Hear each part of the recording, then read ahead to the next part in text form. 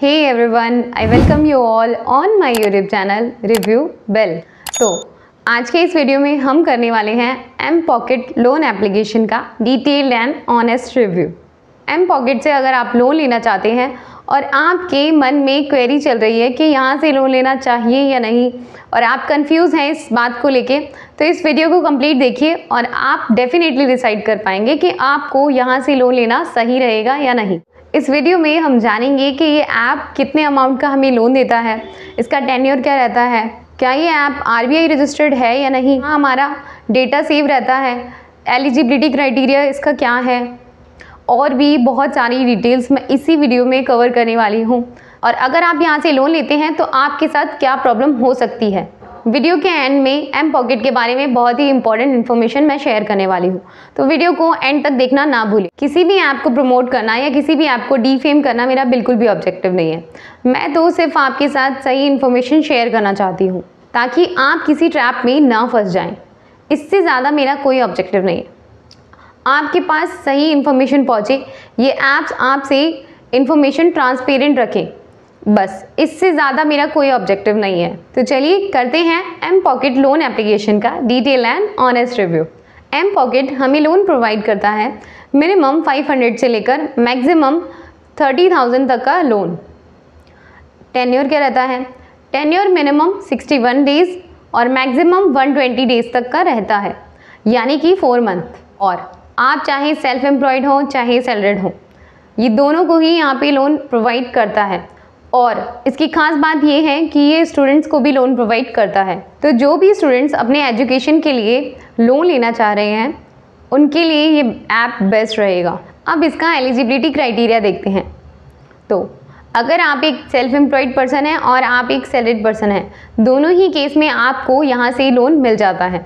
और सैलरीड और self employed के अलावा ये स्टूडेंट्स को भी लोन प्रोवाइड करते हैं।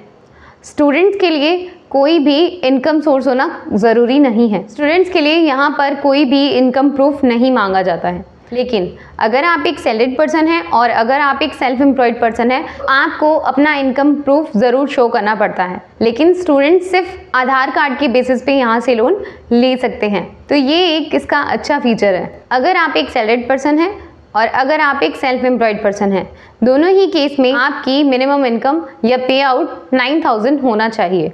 यहाँ से लोन लेने के लिए आपकी मिनिमम एज 18 ईयर्स या उससे ज़्यादा हो।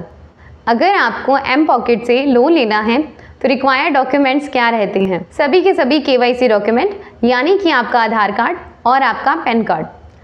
अगर आप एक सैलरीड पर्सन है तो आपको लास्ट 3 मंथ का सैलरी स्लिप दिखाना पड़ता है, और अगर आप एक सेल्फ एम्प्लॉयड पर्सन है तो आपको 3 मंथ का बैंक अकाउंट स्टेटमेंट सबमिट करना पड़ता है। स्टूडेंट्स के लिए रिक्वायर्ड डॉक्यूमेंट्स देख लेते हैं। तो अगर आप एक स्टूडेंट हैं तो आपको अपना ऑथेंटिक कॉलेज ID कार्ड दिखाना पड़ता है और उसके साथ आधार कार्ड की इंफॉर्मेशन आपसे ली जाती है। अब देख लेते हैं क्या ये ऐप RBI रजिस्टर्ड है या नहीं। तो इसका आंसर है हाँ। एम पॉकेट के सभी lending partners RBI registered NBFC हैं। तो अगर आप यहाँ से लोन लेते हैं तो आपके साथ फ्रॉड के चांसेस न के बराबर है।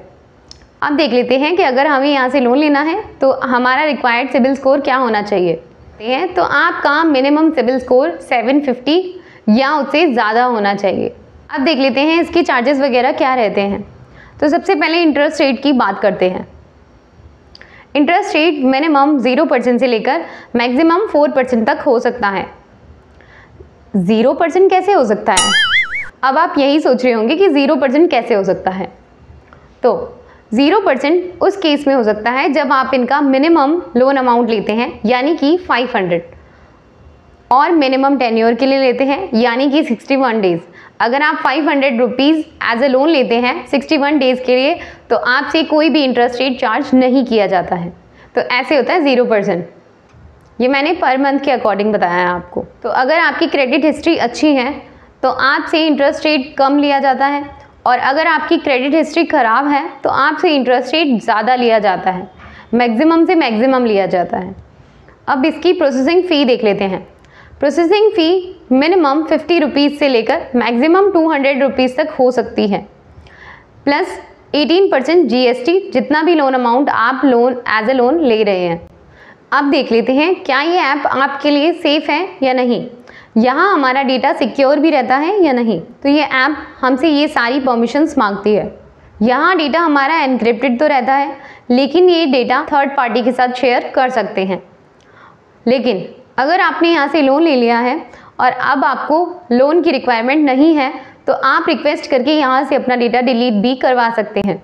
और एक सबसे इम्पॉर्टेंट बात, आप अपनी लोन का रीपेमेंट टाइम पे पे करिए। अगर आपकी कोई भी EMI डिले हो जाती है तो ये ऐप आपका सिबिल स्कोर बहुत ज़्यादा डाउन कर देता है। तो आपने जितने का भी लोन लिया है अपनी सारी EMI टाइम पे पे करिए। बस अगर आप टाइम पे पे करते हैं अपनी सारी EMI तो आपको कोई भी प्रॉब्लम नहीं होने वाली है। बस इतना ही इस वीडियो में। मैंने सारे ही पॉइंट्स इसमें कवर कर लिए हैं। जो भी इम्पॉर्टेंट इन्फॉर्मेशन थी एम पॉकेट के बारे में वो सारी ही आपसे मैंने शेयर कर ली है। फिर भी आपके कोई डाउट है तो कमेंट सेक्शन में ज़रूर बता दें। वीडियो पसंद आया हो तो लाइक और शेयर करना ना भूलें। मिलते हैं किसी नेक्स्ट वीडियो में किसी अगले नए टॉपिक के साथ। तब तक के लिए bye bye, keep smiling, take care.